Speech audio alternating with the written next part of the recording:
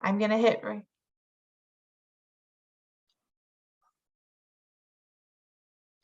All righty. Hi, everybody. Thank you for joining us today. This is a recording of Great Start to Quality in Class Updates and Overview. This is just a recording of the presentation that we have done last week, January 26th and 28th. And this is just for awareness and understanding. This is not for credit, but we hope that you will find all of this information very useful. All right, I'm Kristen Howard, and I am the Assessment Manager for Great Start to Quality, and I am new to this position, just starting in September of last year, but I have been in the early childhood field for over 20 years, and I'm excited to be able to present this information to you. Hi, I'm Lisa Bremer. I'm one of the assessors at Great Start to Quality. I've been with ECIC for the past 5 years since we were onboarded here. And before that, I was an assessor with Great Start or with High Scope. And I just wanted to let you all know that on behalf of the assessment team, coming out to your programs is one of our absolute favorite parts of our job. Hello, everyone. Jennifer Roundtree. I'm a certified class trainer at ECIC as well as technical assistant consultant at our TA and training center. I've been with the organization since 2015. Prior to that, I've been working in early childhood pretty much my whole life. So super excited to share this information with you and connect with all of you. Let's take a look at our agenda for the day. So we just did our welcome and introductions. Lisa will go over our learning objectives. I will provide a brief class overview, so to support you in your class journey. Kristen will follow along with class and Great Start to Quality, how that's going to look coming together, and Lisa will provide some rich insight on the assessment process that we'll use with class. And then we will go over ways you can send us your questions so we can support you with your questions, and then next steps to support you with additional resources. We have quite a bit of information we're going to go over, so let's just focus our learning. We are going to continue to learn more about the class assessment tool and what that looks like. We are going to receive a brief overview of the Great Start to Quality revisions that are coming in October. We are going to learn what to expect during a class observation, what that will look like in practice.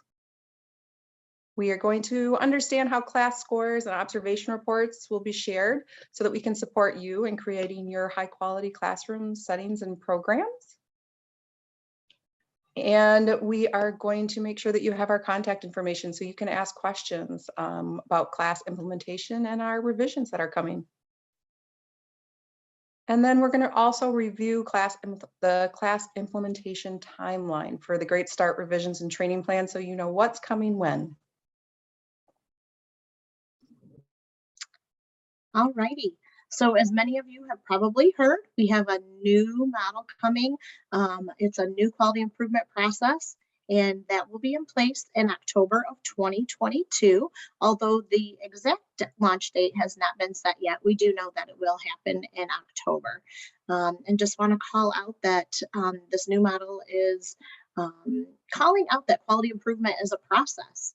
It's a continuous journey, and you will see that. In the new model, there will be indicators for self-reflection that will not be scored, but instead used to inform quality improvement. And here you will see our new quality improvement process, the model. You will see that there are levels of quality instead of star ratings, and maintaining health and safety is right there at the bottom. And in order to be there, you have to maintain a licensing status of original, regular, or first provisional. And then you will see reflecting on quality. And that's when programs complete and submit a self-reflection of the quality indicators. Enhancing quality, programs will create one action item in the quality improvement plan and assign it to a person with a due date. And then you may receive free coaching from a Great Start to Quality Resource Center during this time. Then you're going to move on to demonstrating quality. And if you would like to be in demonstrating quality, you will complete that action item. And this is where you'll have an on-site assessment. And if you meet those threshold scores for program assessment, you will be considered demonstrating quality. We're going to see this model again later and talk about it further in detail.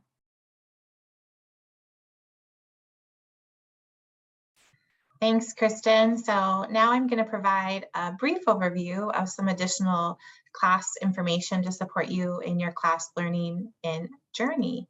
So the class system, class stands for the Classroom Assessment Scoring System. It really supports teachers with a continuous quality improvement cycle, or CQI. And how that starts out is first through the observation, which Lisa will share a little bit more in depth about how that's going to look within the Great Start to Quality updates in our system. But first, a teacher will be observed, or teachers. In class, the class tool can really capture the complexity of the classroom. It can work in all various curriculums and program settings. It can be used for family child care providers. It can be used in mixed age groups. It is a valid and reliable tool created by Teachstone out of the University of Virginia. And they are constantly reflecting and supporting changes to support equity of the tool and all of those pieces.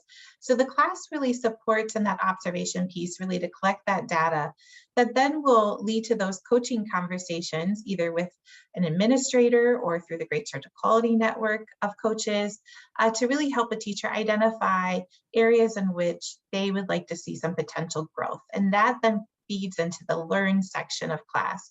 And so through that observation data, through those coaching conversations, and through that professional development opportunity or growth for that teacher or teachers, it really improves that effective teacher-child interactions, which is really the heart of class.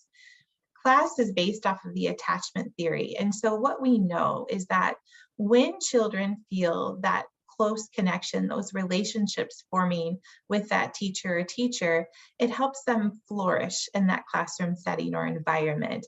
It helps them feel like someone sees me, cares about me. We talk about continuity of care, that consistent caregiver, and class really helps address that through that positive climate, through those warm relationships, through that smiling. And that all leads to supporting classroom management skills, through instructional support, through concept development, language modeling, all those things we want to see through various ages. And what is nice about the class tool is that it's used from infant all the way up to secondary. So it can start as young as birth and go all the way up. What's unique about the class, the tool looks the same, the structure and flow of the observation cycles, but what you're looking at or supporting those teachers with those interactions is based off of what's developmentally appropriate for the child of that age. So if you're working with infants, you have those developmental milestones and expectations of what's best practices for infants. And then you see that look different for toddlers, and then it will look different for preschool. So it's dependent upon the age. So in those mixed age settings, it really can kind of capture all of those pieces, which then really supports a teacher in that targeted professional development and how to better improve those teacher-child interactions, which we know the research shows once children have those important interactions, we see those developmental milestones being obtained quickly. And that sets them up for success long-term in school. So here's a little more terminology about class as we focus on these pieces and really think about how it really helps those interactions. I'm going to use some class terms here. Like I mentioned early, we're focusing on teacher-child interactions and how that looks through classroom management, through the emotional support and instructional support. And so what we see on the screen here is targeted specifically for preschool, 3 years to 5 years. These are called domains. And so these are the big buckets of the observation pieces that really lead to that coaching conversation. So when we talk about emotional support, we're noticing things like close proximity, matched affect, taking time to connect with children, joining in activities with them, having that excitement. And really it's that kind of that excitement, like, wow, this is a classroom, this is a space where I want to just be present. Like there's a lot of energy, positive energy, warmth, relationships, peer-to-peer conversations are happening, children are supporting each other. That's what we're talking about here. With classroom organization, this is about the management of that classroom or that childcare setting, thinking about routines, transitions, allowing children to have autonomy, making them be leaders and make those choices. So involving children in those pieces, and all of that with that behavior management as well of that classroom, which again aligns with what's developmentally appropriate for those children. And here we're talking specifically about preschool.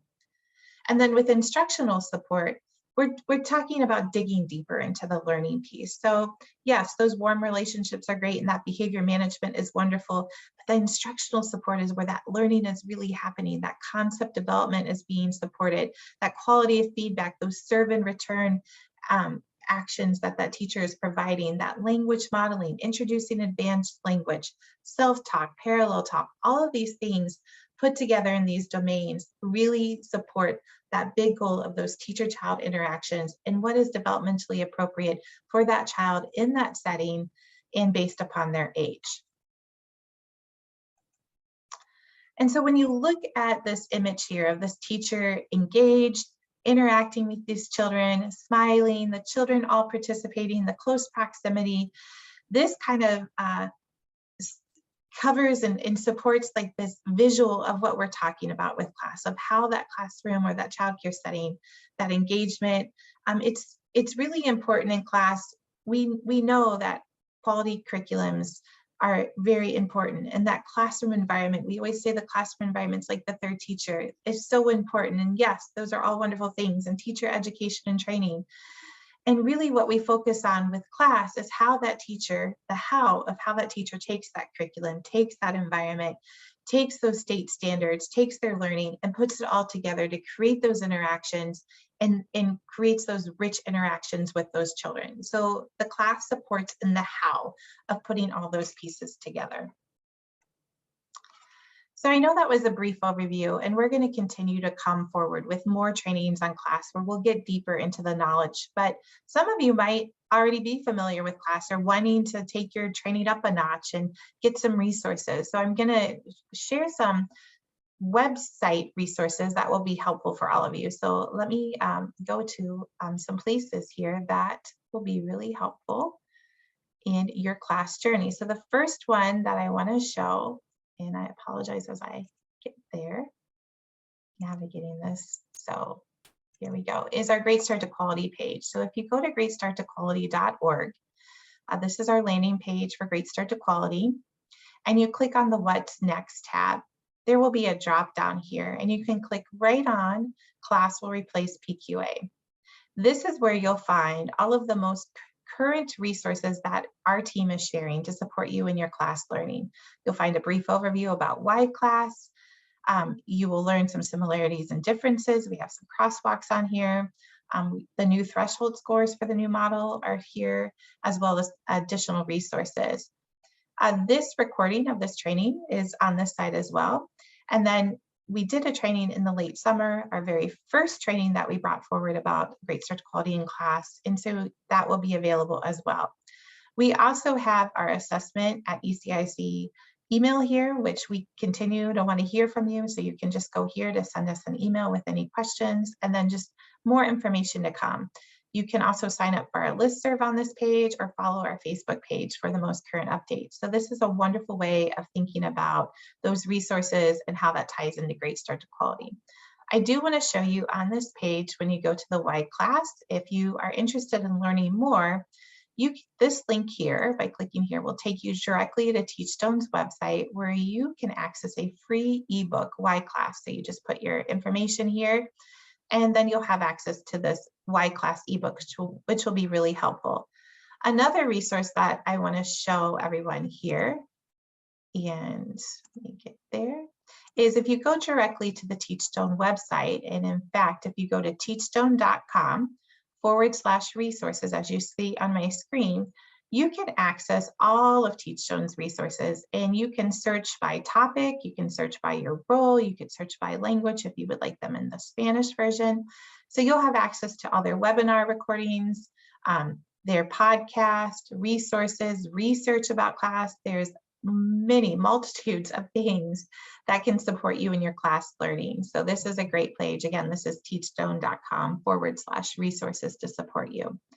So let's get back to our PowerPoint and we will continue on our class journey. So here we go. And let me get to the right one as we move forward. And now Kristen is going to connect more about class and Great Start to Quality. So here we go. All right. So we're going to talk in this section a little bit more about class and how that relates to Great Start to Quality. So some of you might be wondering why class? And as Jennifer pointed out, there's a lot of resources right on our website that talks to that. But class will better support quality improvement with the specific goal of improving child outcomes. It's a nationally recognized tool. It supports a variety of curricula and philosophies. And as you learned from Jennifer, class focuses on adult-child interactions. So this tool is very equitable because it can be used in any program type using any curriculum. And so here you see the new model once again. And I want to call out, just because class focuses on interactions, the environment is still important. So please keep in mind that a quality environment is still essential. A quality routine is still essential. So those higher class scores usually happen in those high quality environments. So a reminder that this new model will take place in October of 2022. And class observations will take place when the program is ready and the quality improvement signs off that you're ready to go into demonstrating quality. So here are our threshold scores for class, and you will see that these are very supportive. And you will see that the infant, toddler, and pre-K are going to be using the class observation tool, and school age, out of school time, will be using the SELPQA. So these are very supportive threshold scores. Again, you can see these on our website as well.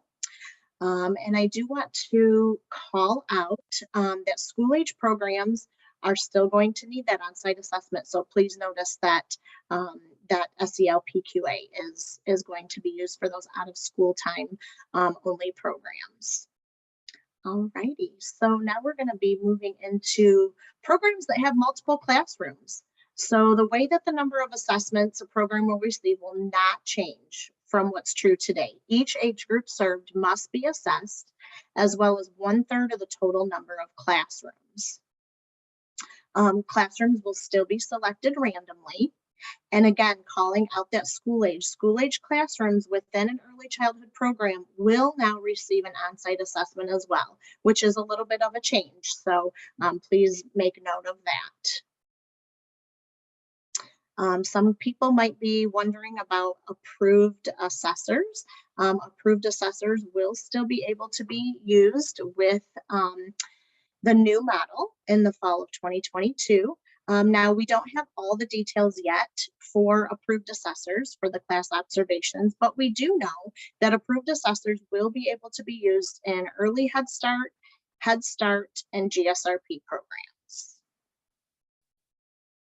NAEYC accredited programs will have on-site assessments conducted only by Great Start to Quality assessors. So again, this is a tiny little change. A Great Start to Quality assessor will be glad to come to your accredited program.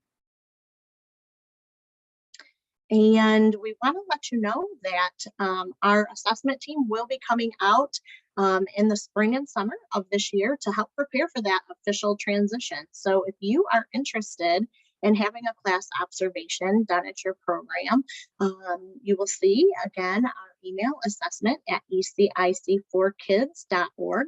If you're interested in having a class observation, you will get a lot of information. You will have a report that will help you to better your quality improvement and prepare for that transition, as well as it will help our assessment team with practicing all these class observations.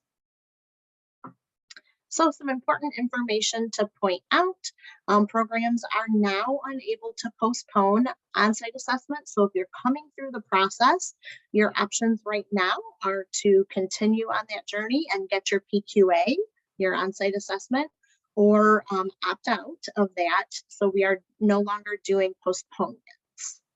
And then there is a detailed timeline with important dates in the December issue of the Star Gazette, and that was sent out on December 28th. And if you are not getting the Star Gazette, as Jennifer pointed out, join our listserv so that you can get all those important details and information.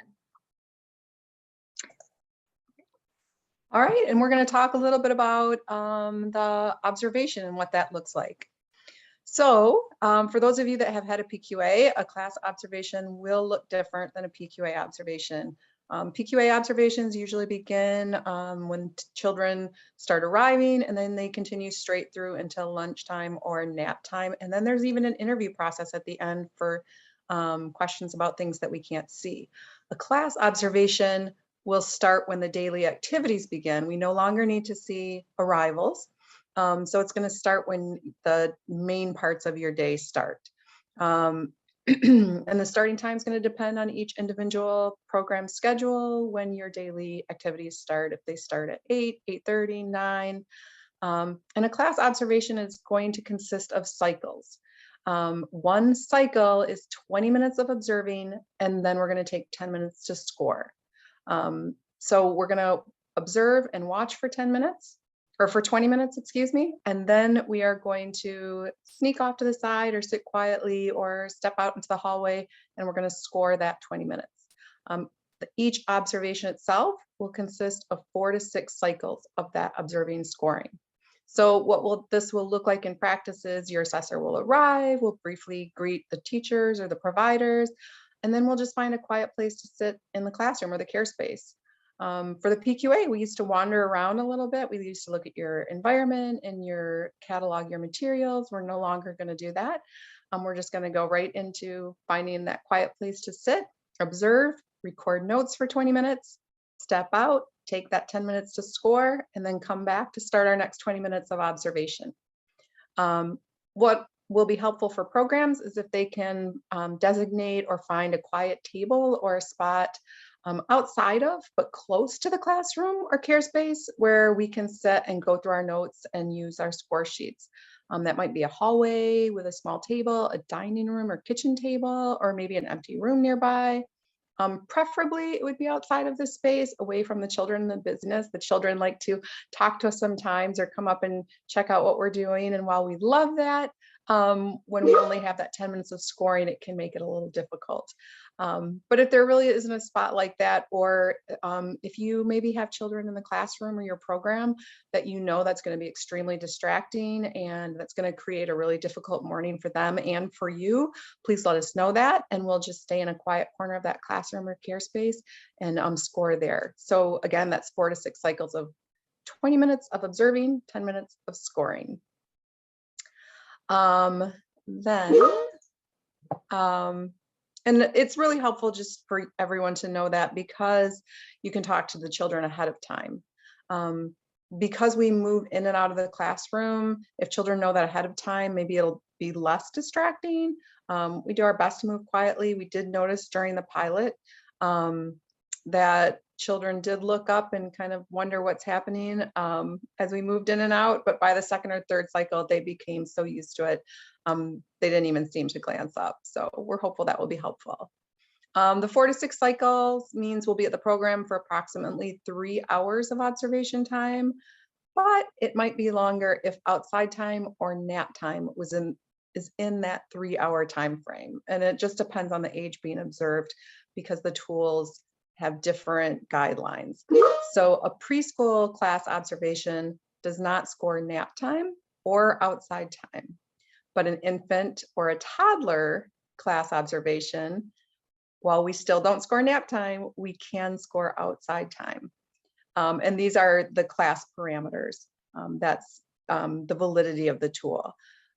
We do score every other part of the day for class. So that means meal times, large groups, small groups, choice time, snack time, planning, transitions, can all be observed and scored. So maybe if we're coming from 9 to noon, but outside time for a preschool classroom is like from 10 to 10:30, or an infant room has a morning nap time, then we might need to stay longer just to get that last cycle of observing and scoring in. And of course, we don't want to alter your daily schedule or expect you to alter your daily schedule. We just wait patiently until the next opportunities to start scoring again. And I do want to note that if you are an outside program, or a lot of programs in the summer like to spend time outdoors with their children, and they will do parts of the day outside, like large group or small group or snack or anything like that, we can score those main parts of your day if you do them outside. The only thing that the preschool class tool does not let us score is unstructured outside time, which means just free play. If they have that half an hour of free play outside, we don't score that. And then once those 4 to 6 cycles are done, then we're done for the day in that classroom. Knowing that an observation is 4 to 6 cycles, there's certain parts of the day we can't score. We understand that programs and providers with mixed age groups are definitely going to have questions about how class will look in your classrooms and programs, whether it's because they're wondering how you're going to handle an infant that doesn't nap when they're supposed to, so that you usually can do your large group or things like that.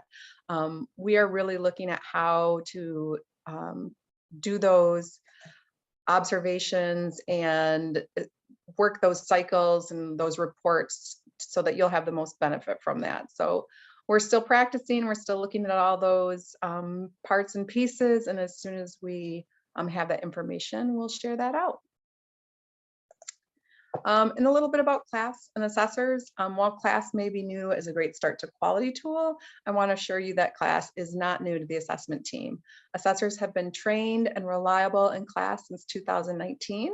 That includes yearly testing to maintain our certification and our reliability. So we have been preparing for this for quite some time. And as assessors, we're very excited about the switch to class. We really view ourselves as resources and support tools for programs in helping you to provide those high quality experiences for children. And class observations and reports are specifically focused on teacher-child or provider-child interactions and relationships. So the feedback that we are going to give you now as teachers and providers are completely on things that are in your control. No longer bathrooms or square footage, but things that are in your control, things that you can use to enhance your relationships, highlight those teachable moments. Take a look at your questioning techniques, how you encourage critical thinking, how you model language in the classroom, for all the way up from infants to preschoolers, and just all those factors that help children feel safe and grow and flourish. So we're excited.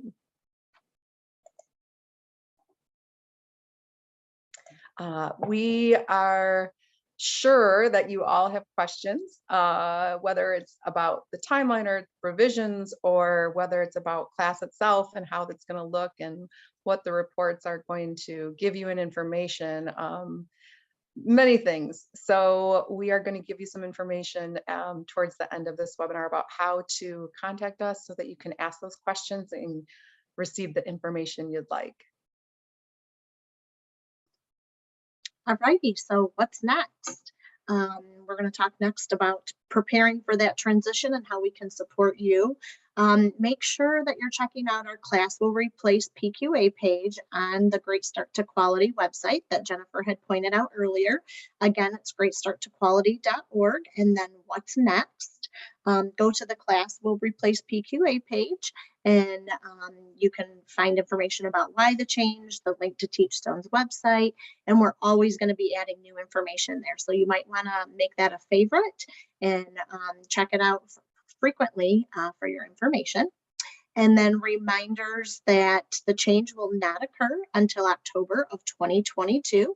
And when we have that launch date, we are sure that we will get that to you as soon as we know it. There are class observation opportunities. Again, as Lisa mentioned, we will have our information at the end. Please email the assessment team at the assessment email, and we can get you on our list, although we cannot guarantee that you will be selected for a class observation. We do have many opportunities. And then more training is coming. So I think Jennifer will kind of point out that.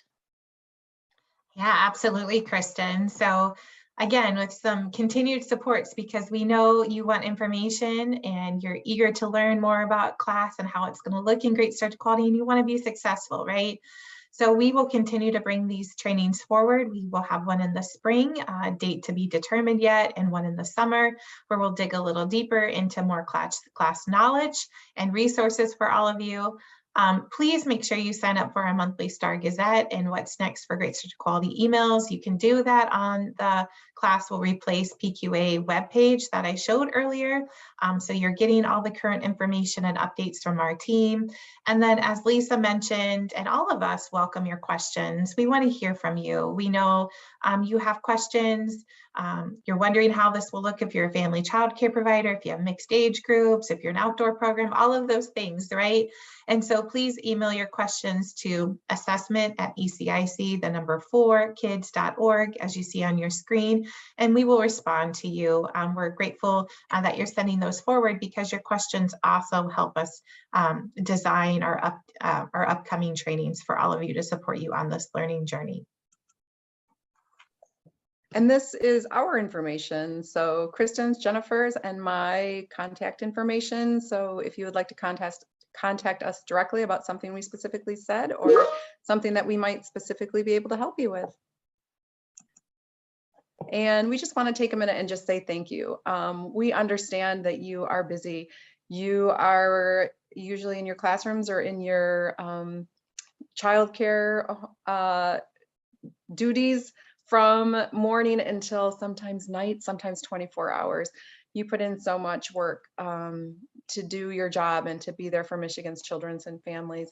And we are just so thankful for you. And we are so thankful that you took the time out to watch this webinar and to learn more about the process and to understand what's coming up so that you can be the best that you can be. And we're so grateful for that. We just appreciate you and we thank you.